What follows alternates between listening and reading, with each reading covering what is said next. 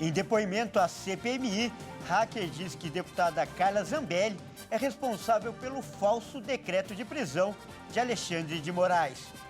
O ONS deve apresentar hoje relatório preliminar sobre causas do apagão nacional. E você vai ver também. O preço do seguro de carro cai pelo terceiro mês seguido. Dessa vez a redução chega a 3,2%. O brasileiro nunca comprou tanto pela internet. Compras internacionais crescem 150% em 5 anos. Avião de pequeno porte cai no meio da rua na Malásia. Mata 8 pessoas a bordo e outras 2 que passavam pelo local. E a gente faz um convite especial. Neste sábado será realizado aqui em São Paulo mais um evento do Ministério Homens que Vencem da Igreja Internacional da Graça de Deus. Essas e outras notícias você confere a partir de agora. Olá, muito boa tarde. Como sempre, você é muito bem-vindo e nós estamos ao vivo. Agora são 13 horas e 3 minutos pontualmente pelo horário de Brasília. Muito boa tarde, Dani. Boa tarde, Kleber, e boa tarde, é claro, a você que nos assiste. Vamos juntos conferir o que é notícia no Brasil e no mundo nesta quinta-feira? E olha só, o hacker Walter Delgatti disse que a deputada federal Carla Zambelli foi a responsável pelo falso decreto de prisão de Alexandre de Moraes. A declaração foi feita na manhã desta quinta-feira, durante o depoimento do hacker à CPMI do 8 de janeiro. Em seu depoimento, Walter Delgatti afirmou que a deputada federal Carla Zambelli escreveu o decreto falso do ministro Alexandre de Moraes do Supremo Tribunal Federal, pedindo a própria prisão. A informação foi divulgada nesta quinta-feira, durante o depoimento do hacker da Vaza Jato na Comissão Parlamentar Mista de Inquérito do 8 de janeiro. O texto, inserido pelo hacker no sistema do Conselho Nacional de Justiça, continha ironias em relação à atuação de Moraes no Tribunal Superior Eleitoral. O Banco Nacional de Mandados de Prisão recebeu o documento falso e, após o episódio, foi aberta uma solicitação de investigação à Polícia Federal. Segundo Delgatti, a própria invasão teria sido um plano de Zambelli para mostrar a fragilidade do sistema judiciário. Ele afirmou que a deputada enviou o texto pronto e ele só corrigiu alguns erros antes de publicar a decisão. Ele também confirmou que, ao longo do processo de serviço à deputada, ele ganhou R$40 mil. A informação também foi dita durante depoimento a agentes da Polícia Federal nesta quarta-feira. A assessoria da parlamentar disse que só vai se manifestar depois de ter conhecimento integral do conteúdo dos autos. Mas a defesa negou qualquer tipo de pagamento ao hacker. Delgatti afirmou também que teve acesso não só ao sistema do CNJ, mas de todos os tribunais brasileiros, incluindo do TSE, durante 4 meses. No período, ele conseguia acessar todos os processos, decisões e senhas de juízes. E ainda falando sobre os atos do dia 8 de janeiro, a Polícia Federal realizou hoje a 14ª edição da Operação Lesa Pátria. São cumpridos nesta quinta-feira 10 mandados de prisão contra os envolvidos na depredação das sedes dos 3 poderes. A ação tem como objetivo identificar pessoas que financiaram, participaram ou fomentaram os atos extremistas que acabaram com a invasão e depredação da sede dos 3 poderes em Brasília, no dia 8 de janeiro. Os agentes cumprem 10 mandados de prisão preventiva e 16 mandados de busca e apreensão, expedidos pelo Supremo Tribunal Federal no Distrito Federal e nos estados da Bahia, Goiás, Paraíba, Paraná e Santa Catarina. Os alvos dessa fase são suspeitos de terem fomentado um movimento violento chamado de Festa da Selma, que seria, na verdade, um codinome previamente usado para convidar pessoas e organizar transporte para as invasões, bem como para compartilhar coordenadas e instruções detalhadas para a invasão dos prédios públicos. Os extremistas recomendavam ainda não levar idosos nem crianças e se preparar para enfrentar a polícia. Segundo a PF, eles usavam termos como guerra, ocupar o Congresso e derrubar o governo constituído. As investigações continuam em curso e a Operação Lesa Pátria se torna permanente, com atualizações periódicas acerca do número de mandatos judiciais expedidos, pessoas capturadas e também foragidas. E o Operador Nacional do Sistema Elétrico deve apresentar hoje um relatório preliminar sobre as causas do apagão que afetou todas as regiões do Brasil na terça-feira. Segundo informações do governo, uma subsidiária da Eletrobras no Ceará é a responsável pela linha de transmissão que apresentou falhas. O ministro de Minas e Energia, Alexandre Silveira, confirmou que a Companhia Hidroelétrica do São Francisco, a CHESF, subsidiária da Eletrobras, é responsável pela linha de transmissão que apresentou falhas no Ceará na terça-feira. Silveira afirmou que o problema ocorreu na linha de transmissão Quixadá-Fortaleza, no Ceará, conforme informado pelo ministro. Segundo ele, a ONS admitiu o erro e confirmou que houve falha sistêmica. O ministro ainda passou a defender uma investigação da Polícia Federal sobre o caso. Segundo ele, a ação é necessária, já que a ONS não teve como apontar uma falha técnica que pudesse provocar um evento com a dimensão que teve, com a paralisação da energia no país. Segundo o ministro, mais de uma situação específica provocou o apagão, já que esse evento, isoladamente, não causaria uma interrupção tão grave. O preço do seguro de automóvel caiu pelo terceiro mês seguido em julho. A baixa acontece após as medidas do governo para baratear carros e também reduzir tributos. O índice de contratação de seguros para automóveis apresentou queda pelo terceiro mês seguido. Em julho, a redução foi de 3,2% em relação a junho. Na comparação com os últimos 12 meses, esse recuo foi de 9,1%. Os dados são do Índice de Preços do Seguro Automóvel, o IPSA, um estudo realizado pela Tex, especializada em soluções para o setor e com o objetivo de acompanhar o preço do seguro de automóveis. Segundo a pesquisa, a queda no valor das apólices do mercado de seguro alto está diretamente ligada às variações de preços dos veículos, que têm diminuído nos últimos meses. A medida provisória do governo, que reduziu o IPI e a queda dos preços dos seminovos nos últimos meses, impactam no valor do seguro. A queda nos preços dos automóveis também foi registrada pelo Índice de Preços de Veículo, o IPV, elaborado pela companhia.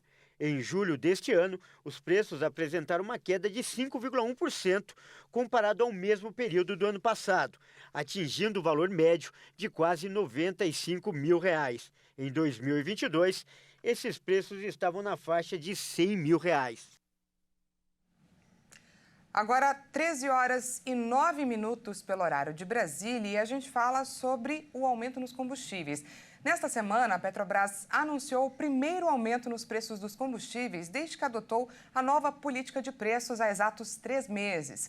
O reajuste caiu como um balde de água fria para muitos consumidores que ainda comemoravam os recentes cortes nos preços. Aliás, não deu muito tempo de comemorar, não é, Kleber? Verdade, Dani. O Brasil, inclusive, ocupa a 61ª colocação no ranking das gasolinas mais baratas do mundo. O combustível no Brasil está mais caro, por exemplo, do que a Argentina, os Estados Unidos e a China, só para a gente citar em alguns países. E por isso, o aumento coloca em xeque essa nova política de preços que a Dani acabou de falar aí da Petrobras. Para falar mais sobre esse assunto que afeta a vida de todo mundo, esse é o tema da nossa entrevista de hoje.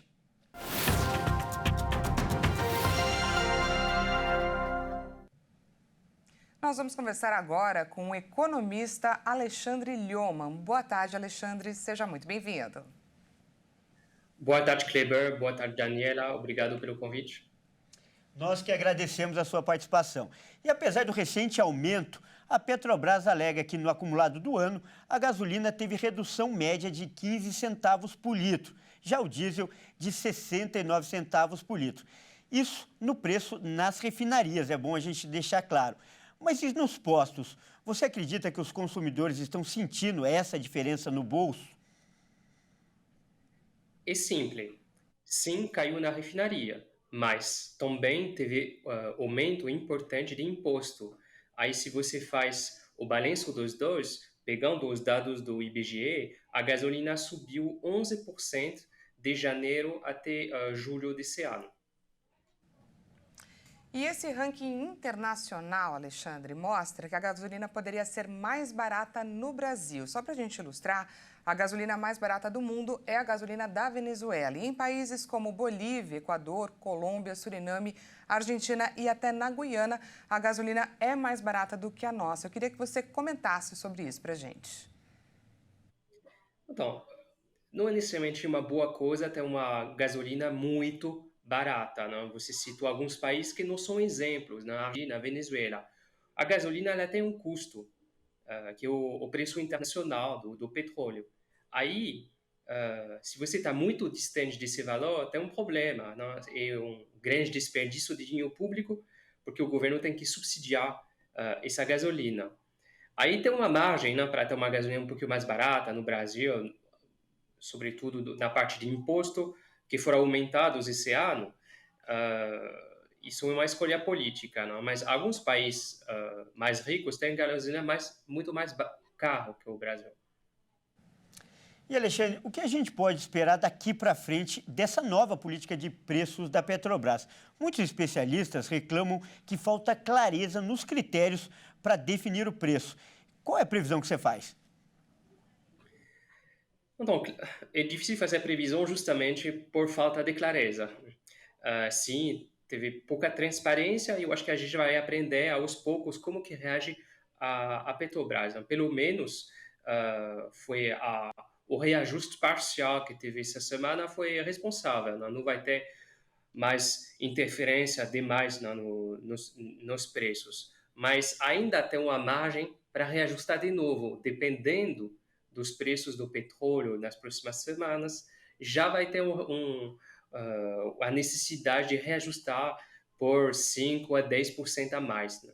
Então, realmente é uma inversão de tendência que tem a ver com o mercado internacional. A cotação do petróleo está aumentando, o governo não pode ficar numa outra planeta, né? O Brasil está impactado por o que está acontecendo no mundo todo. Tá certo, então, Alexandre, nós acabamos de conversar com o economista Alexandre Lyoman, que é também é especialista em economia e falou de combustíveis para a gente. Muito obrigado pela sua participação. Obrigado pelo convite. Grande abraço. E o número de compras em sites internacionais por brasileiros mais que dobrou em 5 anos. Segundo a Receita Federal, as compras internacionais chegaram ao maior nível em 2022. O último levantamento da Receita Federal sobre o número de encomendas internacionais revelou que o brasileiro nunca comprou tanto em sites estrangeiros. O crescimento das compras em sites internacionais foi de 150% nos últimos 5 anos.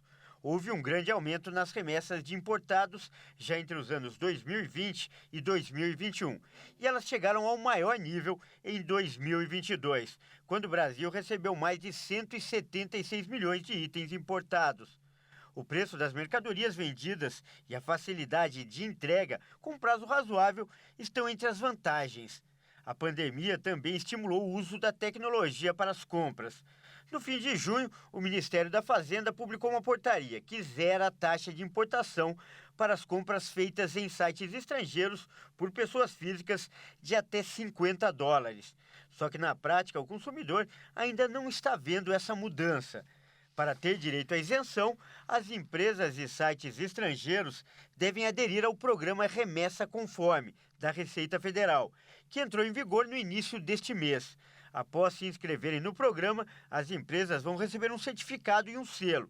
Depois vão ter direito à isenção desse imposto de importação. Mas não ficam livres totalmente de taxação, já que essas compras estarão sujeitas a cobrança de ICMS, com alíquota de 17%. E o presidente Lula conversou por telefone ontem com o presidente norte-americano Joe Biden.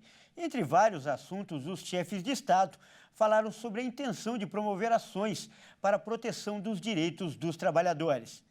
Segundo o Palácio do Planalto, os dois discutiram uma iniciativa para garantir empregos de qualidade na economia do século XXI, que pretendem apresentar na Assembleia Geral das Nações Unidas em setembro. Em nota oficial após o telefonema, Lula afirmou que esta foi a primeira vez que tratou com um presidente interessado nos trabalhadores e completou que as políticas e discursos de Biden sobre o mundo do trabalho soam como música para os ouvidos. As relações entre Brasil e Estados Unidos passaram por momentos incômodos desde que Lula voltou à presidência em janeiro. O brasileiro irritou Washington ao se colocar ao lado da China, queixando-se do domínio do dólar americano no comércio mundial e acusando os Estados Unidos de fomentar a guerra na Ucrânia, o que lhe valeu uma reprimenda da Casa Branca em abril. A assessoria de Lula disse que convidou Biden para visitar o Brasil no ano que vem. Já o governo americano informou que os dois haviam discutido planos para uma missão comercial verde dos Estados Unidos ao Brasil em setembro. E veja a seguir, avião de pequeno porte cai no meio da rodovia na Malásia, matando 8 pessoas a bordo e outras 2 que passavam pelo local.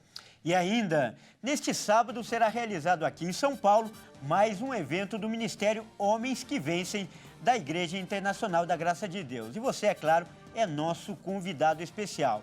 Os detalhes depois do intervalo.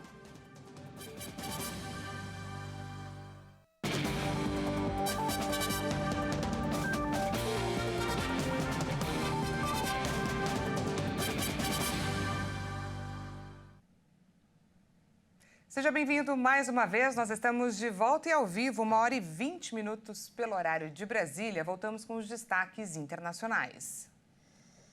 E olha só, um avião de pequeno porte caiu em uma rodovia no estado de Selangor, na Malásia, nesta quinta-feira. 8 pessoas estavam na aeronave, mas 2 que passavam pelo local foram atingidas. Todos morreram. O chefe da polícia local, Mohamed Iqbal Ibrahim, detalhou que, além dos passageiros e tripulantes, uma vítima estava de carro e outra de moto. Em um comunicado, a Autoridade de Aviação Civil da Malásia disse que 6 passageiros e 2 tripulantes estavam a bordo da aeronave quando ela caiu. O acidente ocorreu nos arredores de Shah Alam, capital do estado de Selangor.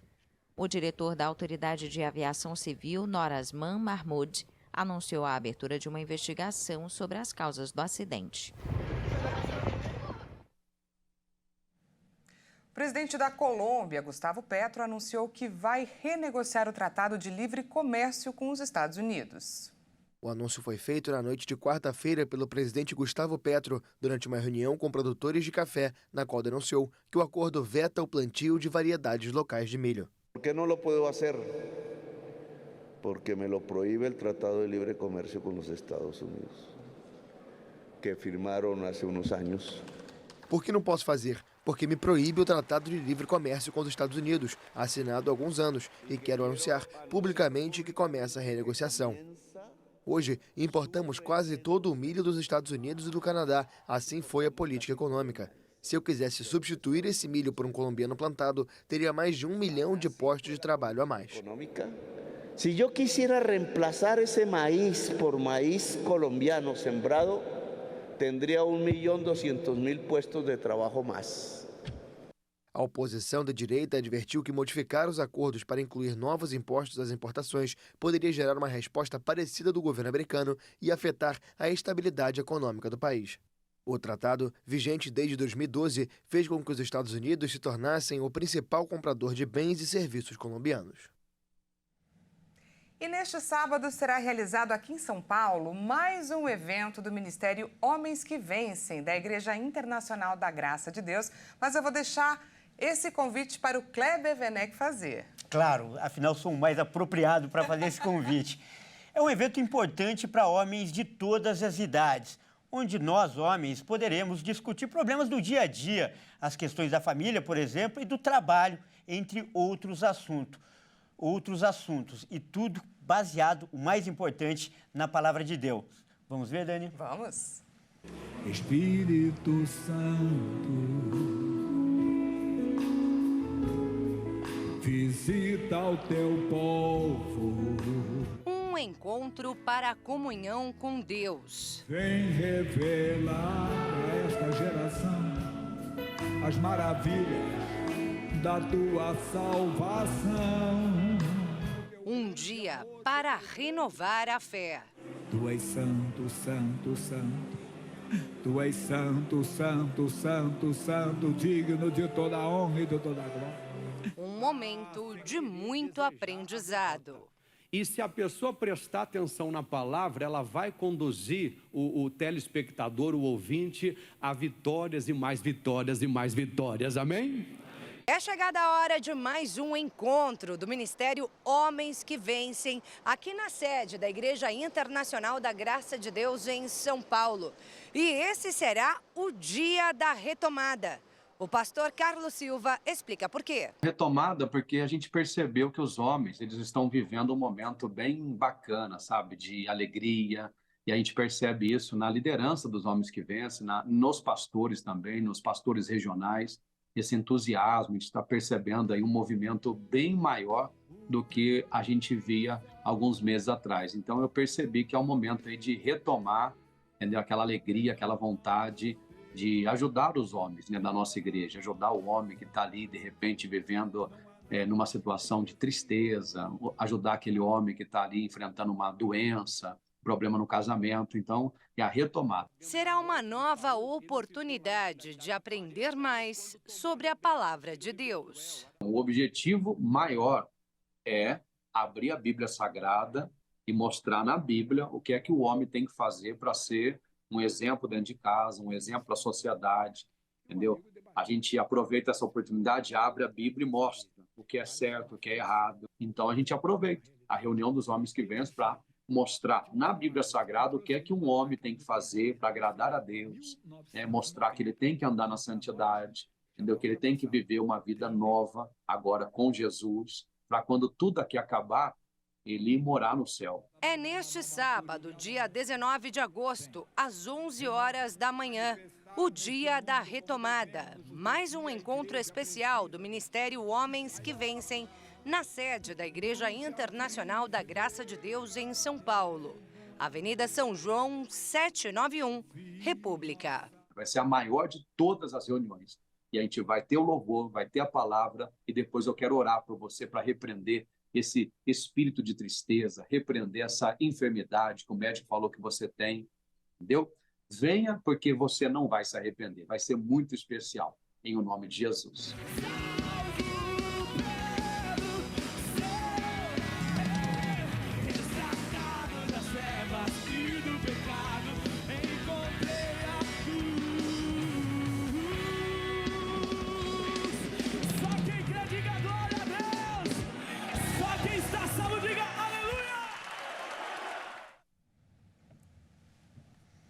E olha, ainda é quinta-feira para você que está em São Paulo ou na região metropolitana. Dá tempo aí de se organizar, tem quinta e sexta para isso, para estar aqui, é claro, no sábado. Isso mesmo, Dani. E olha aí, fica o convite então de homem para homem. Não perca no sábado, participe desse evento que vai fazer muito bem para você, para o seu trabalho e principalmente para a sua família. Essa edição fica por aqui. Muito obrigada pela sua companhia. E não se esqueça que daqui a pouco, às 13h50, eu volto com mais notícias para você. Até mais. Até mais.